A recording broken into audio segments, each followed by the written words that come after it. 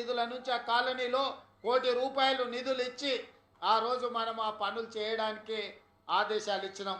ఇవాళ మనదే ప్రభుత్వం ఉన్నది, ఆ సమస్యను పరిష్కరించాల్సిన బాధ్యత మన మీద ఉన్నది. అక్కడ ఉన్నోళ్ళందరూ పేదోళ్ళు, వలస వచ్చినోళ్ళు. ఆనాడు ఐడిపిఎల్ పరిశ్రమ నిర్మించేటప్పుడు అక్కడ కూలీలుగా పనిచేసిన వాళ్ళే ఎక్కువ మంది అక్కడ ఉన్నారు. వాళ్ళని ఆదుకొని వాళ్ళ కనీస మౌలిక వసతులను కల్పించాల్సిన బాధ్యత ప్రభుత్వం మీద ఉన్నది. ఆనాడు మేము మాట ఇచ్చినాం, ఈనాడు వాటిని పూర్తి చేయాల్సిందిగా నేను అధికారులకు ఆదేశాలు ఇస్తున్నా. మిత్రులారా, ఇవాళ మనం ఈ నగరాన్ని ఒక మంచి నగరంగా మార్చుకుందాం. ఇవాళ మీరు అందరు చూస్తున్నారు, ఢిల్లీలో కాలుష్యంతో ఇవాళ ఢిల్లీలో నివసించలేని పరిస్థితులు వచ్చినాయి. పాఠశాలలు సెలవులు ఇస్తున్నారు, ప్రభుత్వ ఆఫీసులు సెలవులు ఇస్తున్నారు.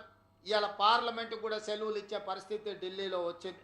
ఎందుకంటే ఢిల్లీలో వెదజల్లుతున్న కాలుష్యాన్ని ముందు చూపుతోనే ఆనాటి ప్రభుత్వాలు నియంత్రించకపోవడం వల్ల ఇవాళ ఢిల్లీ రాజకీయ రాజధాని, ప్రధానమంత్రి నుంచి రాష్ట్రపతి వరకు, సుప్రీంకోర్టు నుంచి వివిధ న్యాయస్థానాలు, కేంద్ర ఎన్నికల సంఘం వరకు ఢిల్లీలోనే ఉంటాయి.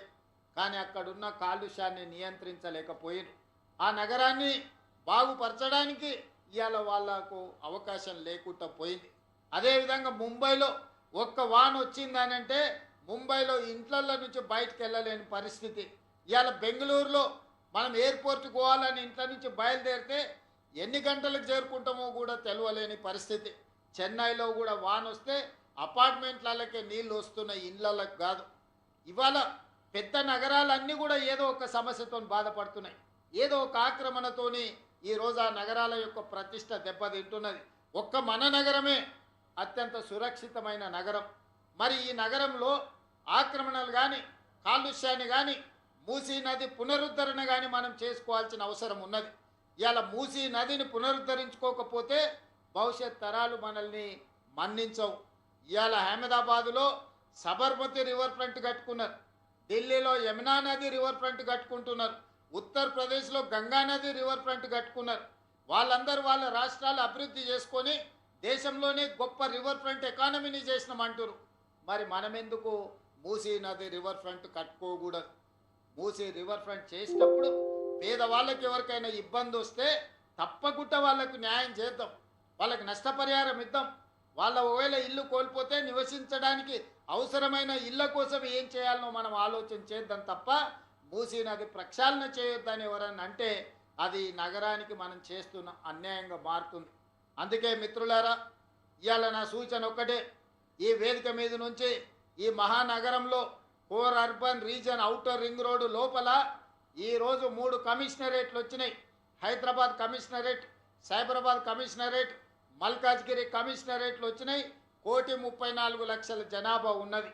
వీటన్నిటిని కూడా ప్రక్షాళన చేసుకుందాం, రోడ్లు విస్తరించుకుందాం, ఫ్లైఓవర్లు కట్టుకుందాం, చెరువులను పునరుద్ధరించుకుందాం, నాలాల ఆక్రమణలు తొలగించుకుందాం, పిల్లలకు క్రీడా మైదానాలు నిర్మించుకుందాం. ఒక మంచి నగరంగా, ఒక అభివృద్ధి చెందుతున్న నగరంగా మన హైదరాబాదు నగరాన్ని మనం అభివృద్ధి పదం వైపు తీసుకెళ్దాం. ఎందుకంటే 5 ఏళ్ళు మల్కాజ్గిరి పార్లమెంట్ సభ్యుడిగా అన్ని కాలనీలు, అన్ని బస్తీలు తిరిగిన, ఇక్కడున్న కార్పొరేట్ కౌన్సిలర్ స్థాయి నాయకులతో కూడా నాకు వ్యక్తిగతంగా పరిచయాలు ఉన్నాయి. బస్తీలలో బస్తీ నాయకులతో నాకు వ్యక్తిగత సంబంధాలు ఉన్నాయి. అందరిని నేను గుర్తుపడతా, బస్తీల సమస్యలు నాకు తెలుసు. ఇవాళ నా సూచన ఒక్కటే, పని చేయించుకోకపోతే మీదే తప్పు. పని చేయడానికి నేను సిద్ధంగా ఉన్నా, నిధులు విడుదల చేయడానికి నేను సిద్ధంగా ఉన్నా.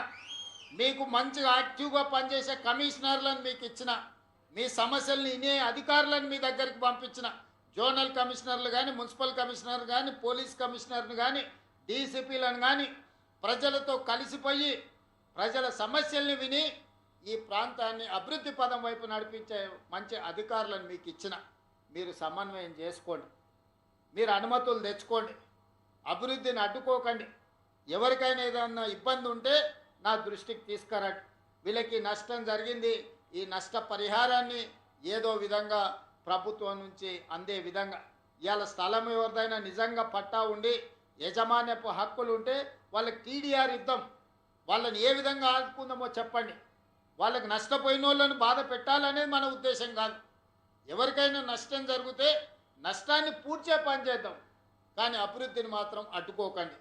ఇవాళ ఇప్పుడు గిన మనం చేసుకోకపోతే ఇంకెప్పుడూ చెయ్యరు. మీరందరూ చూసారు గతంలో కానీ ఇప్పుడు కానీ. ఈరోజు మనం చెయ్యాలని ఒక నిర్ణయానికి వచ్చినాం.